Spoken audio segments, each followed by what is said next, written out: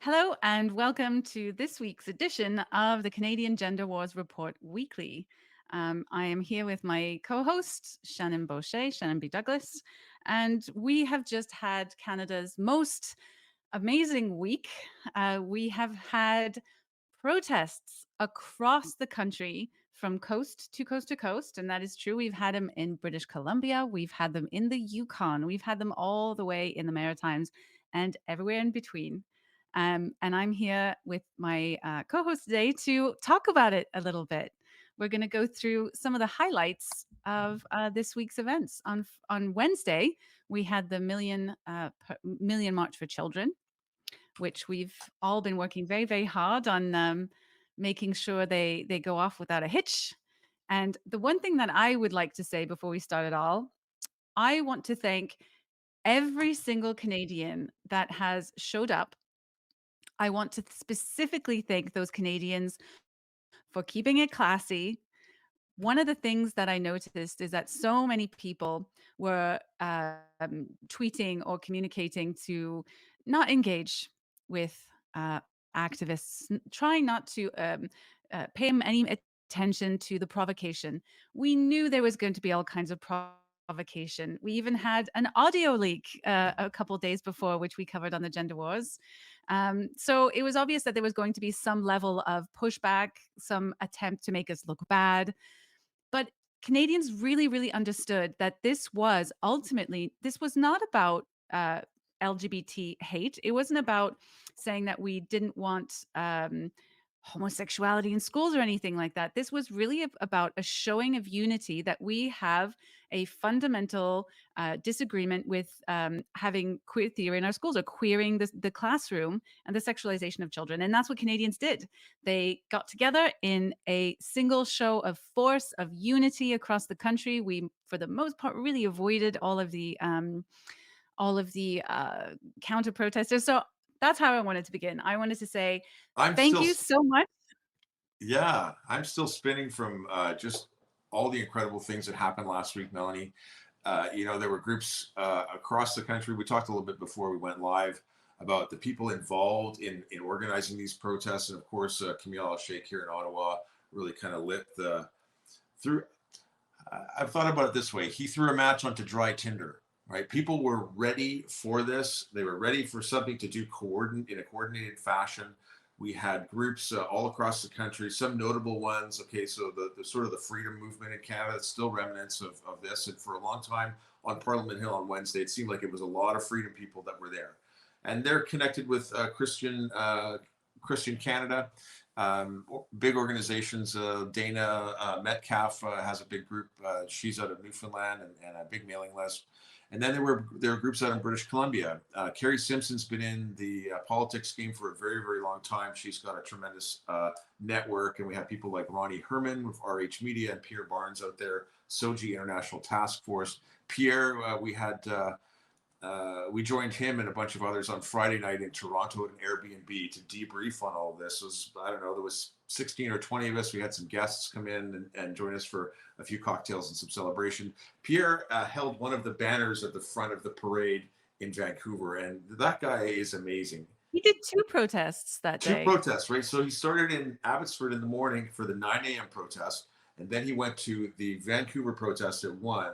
And they put him in front because he's got like 20 plus years of mixed martial arts and Brazilian jiu-jitsu. And he just, okay, he's one of those people who speaks about, conflict as like, how dangerous it is, and you've taken punches in the past. So you're never going to initiate something with somebody. But he said they put me at the front of the parade or the march because they knew if anyone got in our way, I would just walk through them. I thought that was pretty neat. You were in Toronto for the Toronto protest. I was in Ottawa. And then on Thursday, you and I joined a group in Windsor for a town hall meeting, and they'd all participated the day before. They had a terrific turnout there. Friday, of course, was Yeah, built Windsor, around. Ontario. Windsor, Ontario, is where we went. It was, well, Ottawa was very large. There was, I mean, I was absolutely mind blown by the amount of people in Ottawa. I think that was, we'll see how the numbers turn out. We don't know yet, but it seems like that was the biggest showing across the board with a very tiny amount of counter protesters. I expected Queen's Park in Toronto to be actually larger than it was, although there was still maybe over 1,000 people there. Again, we don't quite know the numbers. But Ottawa, that was something else. And then Windsor, Ontario, for such a small town, what, I think someone said it was about 200,000 people. Is that Yeah, right? two More or less? forty, I think, something like that. Less than a quarter million. They estimated 3,000 people Incredible. of marching for children in Windsor, Ontario. So that was a huge turnout. And then you had the turnouts in British Columbia that seemed to be very large. And in all of these, the counter protesters really were fairly insignificant in number. It There, was there, spectacular. there were a couple places where there was problems. Victoria, most notably, Megan Murphy was supposed to speak in Victoria, BC, at the legislature, and the counter protests were so aggressive that the police declared the whole thing unsafe and they disbanded everybody. Now, Megan Murphy has been stalked by some of these radical activists for years. She's legendary for her talk at the Toronto Public Library, where there's a big conflict, and I want to say that was about 6 years ago. That moment peaked an awful lot of Canadian turfs, uh, and really awakened a bunch of people who remain active to today about Yeah. this kind of this gender wang stuff. Another person I want to give a shout out to, because Stuart Parker, and we're going to talk a bit about the coalition as it's coming together and some of the principles and some of the policy stuff we're working on behind the scenes with some groups. Uh, Stuart, he just put it out today, but where we go, bookmark. I thought this was just, he's, if you don't follow Stuart Parker, Stuart at Los Altos, I think, I'll get his handle here for you. Stuart Los Altos, LOSALTOS. He's the head of a think tank that he founded. A brilliant guy. This is a great tweet. Okay, you know you're in a cultural sea change when the hirsute 20-something stoner in a Rasta toque and a t-shirt. And I thought of uh, The Trustafarians. Trustafarians. Okay, Yes. let's start again, and then you can tell us what Trustafarians are. You know, you're in a cultural sea change when the hirsute 20-something stoner in a Rasta toque and t-shirt who sells you dope at the local dispensary shakes your hand twice for your speeches at the Million for Children March in Vancouver and tells you he broke up with his girlfriend over her insistence that he use female pronouns for her creepy guy friend.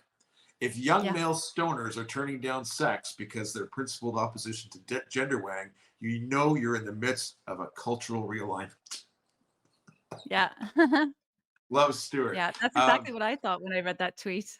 yeah, a terrific take on it, and I think it's true. And most Canadians are concerned about this. And then we had, I don't have the tweets on hand, but uh, Justin Trudeau late Tuesday or Wednesday made the typical his typical statement about hate and bigotry and anti-LGB, and there's no room for that in Canada, which kind of implied to me that he's asking people to leave.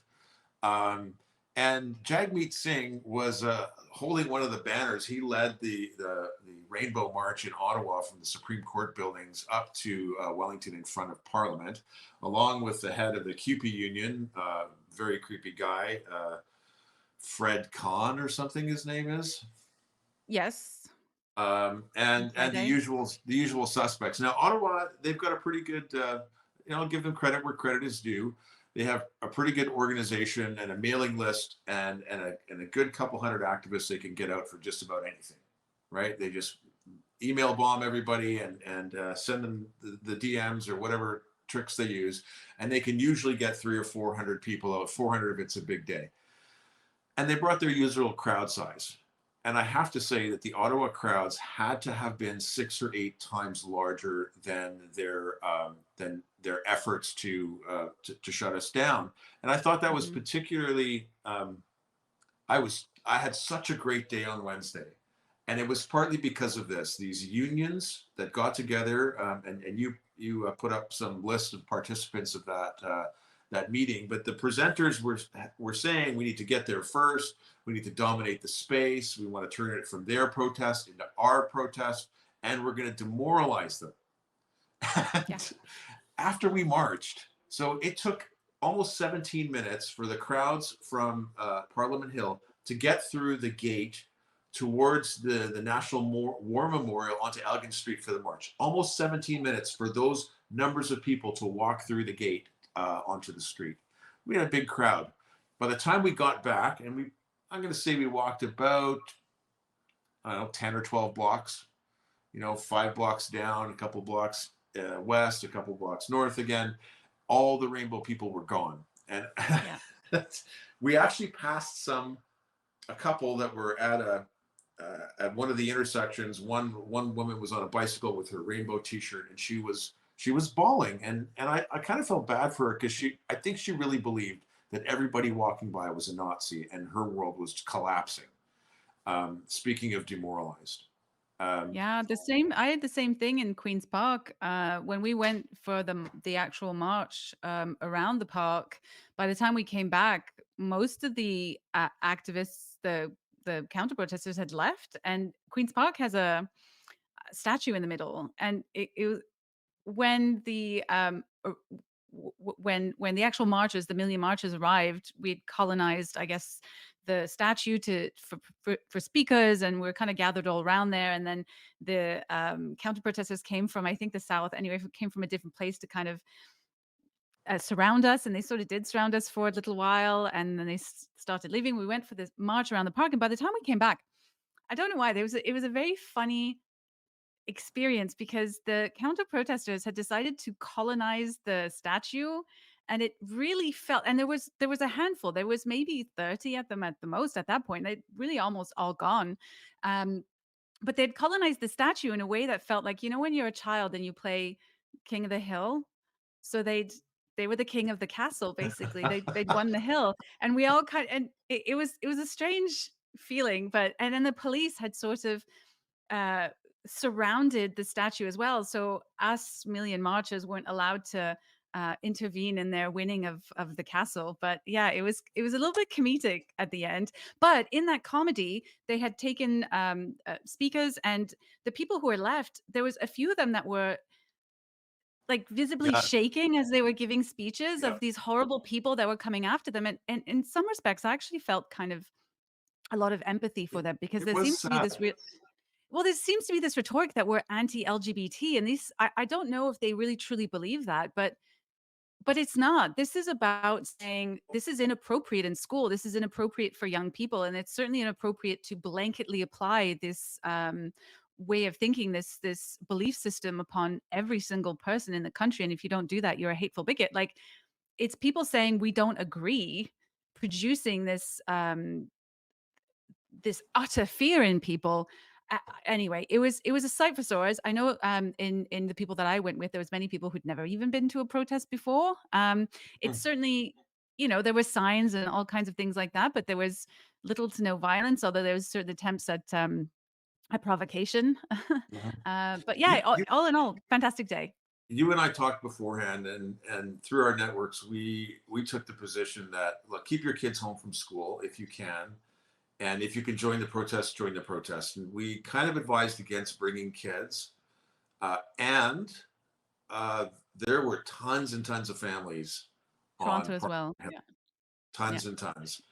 And the kids were quite engaged, and you know, that was both. So the Muslim families, there was quite a few, but Christian families as well It was brought their surprisingly kids. safe, actually. Yeah, Um, yeah. The police did a terrific job. Really, really good. In Ottawa, they kept the two camps separated, uh, mhm. and I felt great. Now I'm my first video that I put up, I live streamed on Twitter to try and capture some of the crowd sizes and conversations with a few people while I was there. And I rode my bike there because I live not far from downtown. So I decided I was going to ride by the Supreme Court where the rainbow counter protesters were going to be assembling, and I happened to pass Sam Hirsch from Horizon Ottawa. He's their executive director, pulling his little wagon full of signs, and he probably had 8 or 10 people with him. And I don't know about you, but I love the Looney Tunes cartoons, right? Like we used to have the DVDs at the cottage, and the Barber of Seville or the Rabbit of Seville or whatever it is, some of those classic Bugs Bunny things. Um, and one of my favorites is Sam and Ralph. And there's the coyote and the sheepdog. The coyotes, anyway. The shtick is good morning, Sam, and good morning, Ralph, and the guys are punching in, and then they go and so it's like this is their day job. So I rode my bike by, I've got camera filming, and I'm like, good morning, Sam. And I didn't get good morning, Ralph. I got fuck you, Shannon, you piece of shit. And it felt really good, right? Like they recognized me right away. And then we demoralized the crap out of them and, really showed that this large group of parents and really like, I'll share some footage. Maybe I'll put some up on the Substack. We've got a couple of things going exclusive to the Substack post this week that you're not going to get in the Gender Wars report. I'll maybe put some of those clips to give you some sense of the crowd size. But the other thing was diversity. Okay, now we hear these rainbow activists and these social justice warriors are all about diversity. And when you look at their crowd, with the exception of Jagmeet Singh leading the parade, versus the families that were gathered, like we had people from all nations. I talked to a couple of indigenous guys. There were blacks, there were Asians, there were Muslims, Arabs, white people, a total mix, a true reflection, I think, of what Canada is, and across the street really is white liberals, and people Do you know, profiting. I'm gonna be fair and say, the counter protesting crowd in Toronto did have people who were not European descent. I did see that. But I think you're right in that the vast majority is sort of middle class, probably fairly educated or student type white kids. Yeah, and then the crowds in Toronto was the same. I was in the minority by far. I mean, it was extremely ethnically diverse. We even had people like Asian people, which I haven't seen a lot of, and I wasn't expecting, who joined up. Not a lot, Blueprint I for didn't. Canada. I just wanted to say that Blueprint for Canada actually found someone to translate some of our tweets and some of our advertising for the march in Chinese. So I don't know if that had an effect, but I was very pleased to see. I presume it was people from the Chinese community who had come. So if you're hearing this, thank you. I'm glad that you came. But yeah, it was definitely much more diverse in the marches side than it was on the other side. I'm going to read another tweet that stood out for me, and this just came. This was from yesterday. David Millard Haskell. For viewers who don't know David Haskell, he is a professor of, I believe, it's sociology at Wilfrid Laurier in Waterloo. If you know a little bit about the pushback against wokeism, Haskell was Lindsay Shepard's mentor for her to complete her MA. So I won't go too deep into that, but Lindsay Shepard was she was witch hunted for showing a TV Ontario clip of Jordan Peterson debate panel in her classroom as a TA. And Haskell, she wasn't going to be able to graduate unless someone sort of sponsored her thesis, and Haskell helped her graduate through. He's done a lot of work with the Waterloo School Board and some of our friends there, like Carolyn Brzezinski and Chris Byros Fernandez and others, David Todor, who have been pushing back against the school board. And he tweeted today, "We have a government at all levels condemning parents as hateful bigots." Right? All those white supremacists on Parliament Hill, the diverse crowd.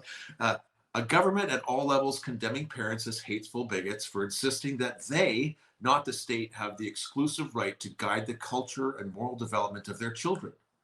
The parents are becoming aware that their elected officials do not represent them. He's like brilliant with language. He was connecting to another tweet and amplifying that, but we really are seeing that, especially when you get the prime minister calling clearly the majority opinion, according to Angus Reid, who we've had two more polling tranches of data come out this week around these issues. And we're not going to have time to talk about them today, but if you're following Angus Reid, the polling, the reflection is that most Canadians don't agree with what's happening in schools, and that the simple idea of keeping parents informed about gender, social, psychosocial transition at school in secret is something almost 80% of Canadians are against in Yeah. secret. Okay, um, so the Haskell is right here. The government and the elites are extremely disconnected, uh, and up until now, you and I watched a video on Thursday morning. I shared it with you as we are heading off for Windsor, of the CBC National on Wednesday night following the protests. And we saw a couple, well, there Yeah. was the CBC, the National Report. Then there was a piece that you were interviewed in the Toronto Star, Yeah. and CTV. Father Toder was interviewed for CTV and did a terrific job. These are kind of the three big media platforms that have been entirely unfriendly to this whole movement, and all of a sudden they're representing both sides instead of just putting someone on to call us names and defame people by alleging racism and sexism and homophobia and all these things. They're actually sharing with their audiences more of what our concerns are and representing us in more legitimate light.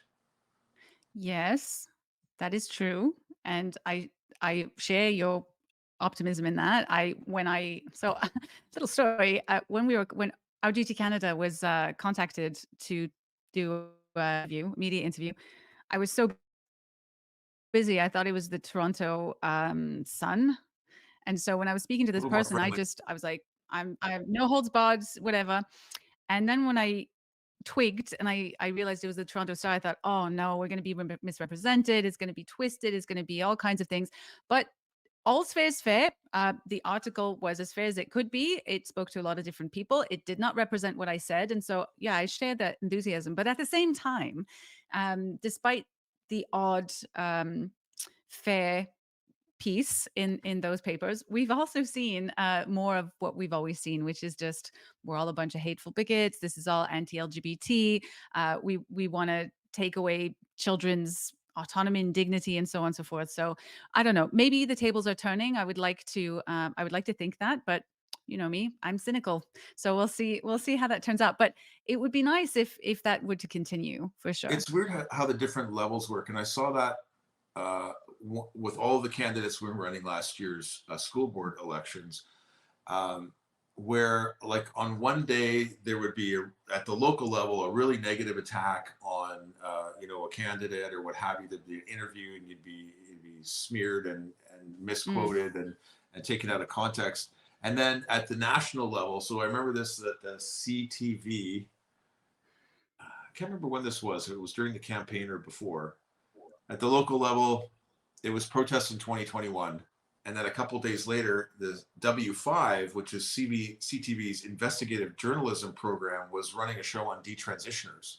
So at the Yeah. street level, they were calling us hateful bigots and phobes and all the usual stuff. But then at the executive level, at the higher levels of their journalistic departments, they were actually reporting on the things that we were concerned about. And I think we're kind of seeing that too. Some of the local level reporting is more incendiary, and then we're starting to see these hints at the more national perspective that this isn't everything it's cracked up to be. Now, Friday night in Toronto, after the Billboard Chris protest, and we're going to circle back to that in a second. We had some guests. Mia Ashton joined us there, and we had Jonathan Kay. I mean, it really was a who's who of the gender critical movement, at least in Ontario, and we were joined by Pierre Barnes from BC. Someday we'll have a national Well, there conference. was Chris Elton, there was Julia Malott, there was Chanel Fall, there was some people that we can't say. That's right. There was Carolyn Bojowski, there was I'm missing people here. There was a lot of people. Who Yeah. else was there? Bruce Party was there, Yes. and the founder of Lighthouse, Catherine Cronus. Always good for a conversation. She blew my mind on Friday night, actually. But I did spend some time talking with John Kay, and Mia quoted him today in his article in the Quillette about this. And I just want to read what she quoted of him about this issue. If one didn't know that a large majority of Canadians supported the protesters' principal demands, one might have thought that our cities were being overrun by white supremacists. But of course, that's the point of this kind of propaganda, to discourage dissent through collective public shaming. Uh, I really think the tides have turned. People have, it's almost, well, we've known for quite a while that to be called a transphobe or a bigot is kind of a badge of honor, right? I think the tides of the public opinion are turning, and I think that certain journalists are starting to see the writing on the wall. I think there's no doubt about that. I think these million marches have proven it. But at the same time, I think that the zealous activists don't think that. I think they're very threatened. I think they're on the back foot. I think they are demoralized, and their reaction to that is to double down, to go in even harder, and to try to regain some of this loss of territory. So you were talking, we mentioned briefly about Friday with Billboard Chris, which was a very, very different vibe. We knew from the leaks, in the leaks, they made it very clear that they said Friday was going to be more violent. It was going to be more violent. In that call, they also said, I think it can't remember his name, the man from Hamilton was saying this. He also mentioned that they needed to have a phone number, a legal number, a 1-800 legal number to write on people's arms in case they got arrested, that they were going to send in their seasoned activists to take care of what was going on. And that's exactly what we saw. We saw proper Antifa seasoned activists with phone numbers on their arms, and it was a legal number. We Yeah, saw a lot of provocation. We saw violence. We saw proper Antifa action in the way that we didn't see for the million marches. They seem to save their most militant action for Friday, and with that, with when we when pardon me, I'll start over. When the union boss meeting was released, I one thing I really wanted to put out was a list of the attendees, which I have on my Twitter, which I did get some help with. So thank you, anonymous friend who helped me with that. Um, but we have the full list of all the attendees, and one of those attendees is a certain person called Galen Crampsey, and Galen Crampsey, he's on the list. And Kareem Assad actually picked this up. I didn't realize this person has a history of problems at counter protests. I think he's one of the seasoned activists they were talking about. I think I'll put the Twitter thread in our video, but he was on September 16th, 2023. Galen Crampsey participated in an online strategy session with the union leaders, which is what I was just saying. And then on September 22nd, he was involved in a physical assault of a 16-year-old boy at Billboard Chris's protest, which he was arrested for. And then there's a few other incidences that this was person was involved in. that the And guy? also as part of a defender, like drag defender, so there's been quite a few incidents with this one individual person. So I think that that list, it is telling you you have anti-fascists, which are really kind of that uh, fascist jackboot crowd that are there to intimidate, to get violent, to stir up crowds, to try to get you to react. They exist, and they're in cahoots, very, very tight cahoots with our unions, people who are running Yeah, our unions. Anyway, so I'm in a way I'm glad that that came out. All of this sort of came out before the protests, and we have the evidence, we have the data, and they showed us who they are. yeah. When you and I got there, because I'll describe the lay of the land a little bit because it's quite a bit different than Very from different. protests that we've seen. And the Antifa slash rainbow protesters had arrived, I think, before most others. That's part of their strategy. They had formed a square, uh, four lines facing outwards with banners sort of 5 foot high, so you could see their shoulders. They were holding them up, and see they're all wearing masks. I'd say, well, all is not the right word. Let's say 2/3 of them are wearing masks. Some of them are, they've got hoods. They've got the scary ones that wearing the black glasses and the black All masks black. and full black outfits, and they have umbrellas that are angled above, kind of like the Roman shield thing, where they do the shield facing forward and then the shield to protect you from arrows. Their strategy there, using those banners and umbrellas and other sort of signs and banners, is to block visual access to inside the square. Okay. And I worked in forestry when I was in university. I'm an old tree planter. We used to call it the beauty strip. So when you're driving along the highway and you look to the forest, there's, it looks like it's a forest because there's 4 or 5 trees deep of unharvested timber.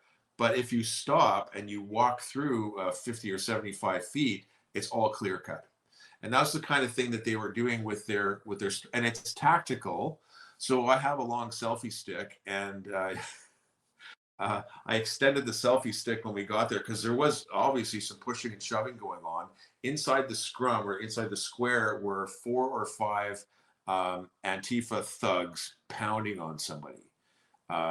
I'd say he was late 30s, Maybe early mid-30s? 40s, had I don't had a know. beard. He was older than that. Yeah. Yeah. Well, He's then definitely there was middle-aged. the veteran, right? So there Mhm. was the veteran who got arrested, and if you've been following this, you've seen him. He's wearing a khaki shirt, army green, and it says veteran on it, and he was clearly 65 to 70, and wiry, right? Like, not scrawny's not the right word, because I would not want to get into a conflict with this guy. He actually went through. He broke through the beauty strip, and he went and he tried to pull this guy who was being assaulted out of the scrum. And you had a perspective on that too, right? Um, I don't know if you I want to talk slip right in. about. Yeah. I mean, that's the long and the short of it. I just slip right into these things. For some reason, Antifa and like the activists think I'm one of them. So I'm gonna, maybe not for long now that I've said this, you, but so no, you I did a little spent some time infiltration, on the other side on both. Yeah. and I had the video angle. I kind of caught the fight itself, and then the veteran trying to pull this guy out, because like, Mhm. how long was this group behind this barrier that you can't see through, that the cops can't see through, going to continue to pound on this guy? So he managed to get this guy out, but then 3 of the thugs came after him, and as he was kind of backing outside the line, they had hands on him, and he took a swing and he connected to somebody kind of right in the chest, and then he was out. Now, probably an hour later, we saw him being marched out in handcuffs, so he'd been arrested. And I don't know, to what degree he was antagonizing. I always saw that little clip, and I don't know what it was he was arrested for. And then there was Josh Alexander's younger brother was assaulted by somebody, cut his eye, and at first the reports were that he had been arrested, but actually the police had taken him to the hospital to get stitched up and cleaned up. I have some insight on that because, like I say, I can sort of slip in unnoticed, and I did slip in a number of times, and I did see well, obviously when we were out, I saw the scrum that you were talking about, but I also saw Josh Alexander's brother being assaulted by the crowd, and there was a line of police. This is what I found difficult. So the police were good on the million marches, but I wouldn't say that about Billboard Chris's event because there was a line of police stopping the two from coming, and I slipped into the trans activist side, and I'm watching this assault taking place. They're not letting Billboard Chris's people out, so we're all stuck in, and they're watching. The police are watching this assault happening, and I think Chris Dacey and some other people saying, "Please come, please intervene, intervene." And nobody was intervening. And I'm looking at the police. I'm looking at this fight. I'm looking at police. I'm looking at this fight, and I couldn't believe it. They were just watching. They were just watching. Eventually, police did come in and break it up, and I slipped back out at that moment. But I found that quite surprising because, like I said, the million person marches and the protests that I'd been in Ottawa, the police were really good about it. But I definitely saw what I would consider to be questionable police practice at Billboard Yeah, Christmas. So the whole thing was a very different vibe. There was definitely a lot of tension. It was palpable. You could feel it in the air. You could cut it with a knife. And yeah, it was entirely different. So I have a lot of empathy for people in British Columbia because I imagine this is what it's much It's for been them like much wow. more over there. Yeah, well, we got images early, well, or not early, but on Wednesday, early in their protest. So it would have been 4 or 5 o'clock our time. Hmm. By the time the 1 o'clock protests were happening out in downtown Vancouver, of the proper, Antifa black bloc outfits, full on boots and gear and covered faces, right? I talked a bit about that square that they'd established and the tactics that they were using, and that was sort of the rainbow activists. The rest of us, for the most part, it seemed like a convention, right? At this one in particular, like I think most people attended on Wednesday protests near where they lived, Hmm. and that's what I did certainly. And um, on Friday, there were people from all over. Like you talk about Chris Stacy, we Oh, know that. even from We, Alberta. yeah, we had people from BC and Alberta. And okay, this feeds into the narrative that each side tries to say, well, they're flying people in from all over the place. First of all, everyone we know is self-funded. We're doing this on our own dime and on our own time. Lots of us in taking time off of our own work and making a sacrifice to go and do these things. And so there was actually very social for the most part. A lot of hugs. We got another legendary picture, I think, of the big group of us. Like so many people Yeah. um, can't be on camera. For all of us who can stand up, or for everyone who can stand up, there's 10 or 50, or maybe there's 100 people who are concerned about this who can't do what we're doing. There's a picture of a group of us at the truckers convoy with Billboard Chris. Probably half a dozen of us standing in front of this wall of trucks in the wintertime with our signs. Just really iconic. I think ones that we'll remember for a long time ourselves. So we had some moments like that. And it's always nice to connect with people in real life who you have engaged with either on Zooms or on Twitter or in various spaces to get a handshake, get a hug, have a conversation, and so a lot of networking is going on here, at least on our Well, like parts. I don't think the people in the square were doing much no, relationship development. no, like me, Ashton said. I think she made a really good point when she said it was like Twitter coming to life. All the Yeah, people that you interact with through Twitter coming to life. Yeah, yeah, it was. yeah. Yeah. So I don't know if there's anything you want to add. I'm going through all of my little listing of things I wanted to talk about. And I was like, oh, other than the fact that yes, there are a lot of anonymous people. One thing I wanted to add with that is that for myself, I am a face. I put my that is something that I could do for this movement, make myself a face for parents, especially. But I'm not alone. I have many, many, many people behind me helping. I have, I couldn't do all the things that I do without that support. And like Shannon says, they can't be public, which is why I've made myself public.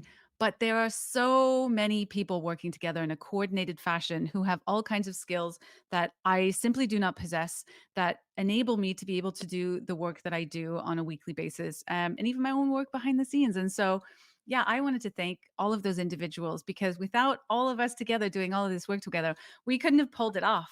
We just couldn't have done it. And we did it. We did it, Canada. So, Yeah. I just wanted to thank them It, as well. it really was an amazing week, and both you and I, and well, lots of other people said I need to take a break after this. I'm tired. And then what happened today? I get a text at 12 o'clock. Can you jump in a Zoom where we've got another project on the go? Okay, so I Yeah. do want to talk briefly before we go about the coalition. Okay, Yes. so parents' rights, um, PRCOC, parents' right. Parents' Rights Coalition of Canada. There we go. Is a project that we initiated in July, although there's been rumblings and conversations happening about this in various sort of groups for almost a year. After the school board elections last year, I began talking with this. At Stewart from Los Altos was a real big contributor to the thinking behind this. How do we create a national organization or a small hub, many spokes where we create a small board of directors who are like executives from a bunch of different organizations to contribute to a short statement of principles. In this case, the Parents' Rights Coalition of Canada is a set of principles about education, and you can find them on the prcoc.ca website. We call them the September Principles, which I think is fantastic. I give credit to Peter from Blueprint for Canada for that. And I think there's going to be one tiny tweak, but to those principles, just in a slight wording change. And we're all very, very happy with them. Um, And I've received positive feedback from strangers. So yeah, I think that it was definitely needed, right thing, right time, just like these marches were. And yep. it'd be nice to see, nice to get a little bit of traction on that, and to see if we can get more signatories. We had our first signatories in Windsor, Ontario, To be fair, and the groups contributing to the editing process are de facto signatories. They're founding yeah, members of that, right? So yes, groups like parentsrights.ca that Elton Robinson founded, parentsrightsdoa.ca, um, Blueprint for Canada, Our Duty Canada, a number of other great organizations. Ronnie Herman was involved a lot with that from RH Media. Pierre Barnes made some, participated, made some contribution in that, and so now we're kind of shopping this out, and we've given people heads up, so lots of people know that this was in the works. We created a white paper, a good, evidence, let's say, more academic style of paper with citations to give the background, but really we wanted to make the principles as easy as possible. And that gives us at the center, at that small hub, the ability to communicate and say, well, here we're making a statement about these issues, or we're making a call for a political action or a policy publicly, and it's signed on by 40 organizations across the country. That starts to give us the kind of leverage that the organized leftists have been using for a long time. So very, very proud. There's lots of people who should be proud, and I'm thankful for all the contributions that those people made. I'm actually like kind of humbled that I was part of that, and that we're seeing this big change happening in Canada. It was oh. a fantastic week. Well, I'm just as humbled as you, except I don't cry as much as you do. Yeah, I'm Yeah, speaking I for absolutely. I think we're some of the luckiest people in Canada to be able to work with some of the most principled and passionate people in Canada, willing to take a stand against what is perceived to be the crowd, against the zealous activists, despite the risks involved with that, and to really speak out and make a difference. And I think that the next year, this next 8 months, 12 months is just going to be fantastic. And I'm really pleased to be able to talk about it with you here on the Gender Wars. It's always a pleasure, Melanie. Now, I want to give a plug, a couple of plugs. So we're gonna release this widely through on multiple platforms. You might be connecting to this on Twitter. You might be connecting to this through Woke Watch Canada newsletter. On the Woke Watch Canada newsletter, the weekly Canadian Gender Wars report that I've been writing, I started writing early this year, and now we've switched to the video format. This week I'm going to embed a speech that I gave in Windsor to a group of about 100 people at a town hall, and anchoring that evening was Scott Nugent, who is a trans-identified female from the United States. And when Scott was 42, he became convinced that he was trapped in the wrong body, and was given sort of the medical sales pitch. And he's had tremendous, I use he, lots of people, it just seems natural for me, but Say what you like. yeah. So Scott's had tremendous complications. Because of those complications have been so devastating, and because of his awareness that, um, the this is happening to kids. He started a website called Trey Voices. His whole shtick is scream louder. But Scott was very subdued. He was like, his presentation was chilling. So that's going to be a special feature available in next week's weekly Canadian Gender Wars report, only on the Substack at Woke Watch Canada. And I'm going to embed the speech that I did in this week. So a little extra content for you. Make sure you subscribe to the Substack and watch for the weekly Canadian Gender Wars report page. We'll do some summaries there and exclusive content besides the video. Okay.